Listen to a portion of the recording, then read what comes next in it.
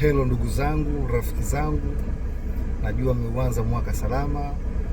Mjomba wenu wa taifa na umuumu wa shingo kidogo. Nilianza mwaka hivyo na tatizo la shingo, lakini nikasema leo niongee na ndugu zangu kidogo. Nataka niwaambie ukweli kabisa, hakuna mwanaharakati wa kweli anayelipigania bara la Afrika au nchi yoyote katika bara la Afrika akapokelewa na wazungu. Wote wanaharakati wanaopokelewa na wazungu, tambueni, hao ni vibaraka wa wazungu, kwa sababu mwanaharakati wa kweli anayelipigania bara la Afrika, maneno yake, uwezo wake, sema yake, malalamiko yake hayawezi kuwafurahisha wazungu. Maana mwanaharakati wa kweli atasema sasa ni muda wa Afrika kujiongoza. Atasema sasa ni muda wa Afrika kuwa wamoja. Atasema sasa ni muda wa Afrika kuwa na pesa yao moja.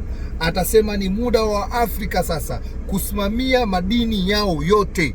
Ni muda wa Afrika sasa kupanga bei zao. Ni muda wa Afrika sasa kusitisha na kukataa mikataba yote iliyozofisha bara la Afrika. Ni muda wa Afrika kujisimamia. Hakuna mzungu atakayepokea mwanaharakati huyo, bali wanaharakati hawa wanaopokelewa na wazungu ni vibaraka wachochezi wanaoligawa bara la Afrika ili utumwa mamboleo uweze kurudi. Kwa tuwe makini na hawa wanaharakati. Mwanaharakati wa kweli, hata mwanaharakati wa kweli anaipenda Tanzania kweli, akaamua kuipigania Tanzania kweli, hawezi kupokelewa na wazungu, atakumbatiwa na serikali ya Afrika.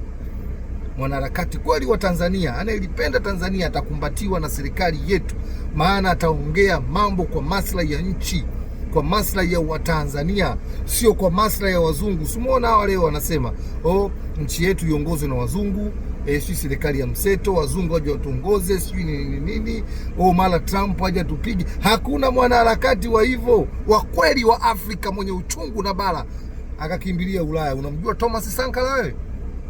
Unamjua Patrick Lumumba? Hawa wasingepokelewa na wazungu. Asante sana.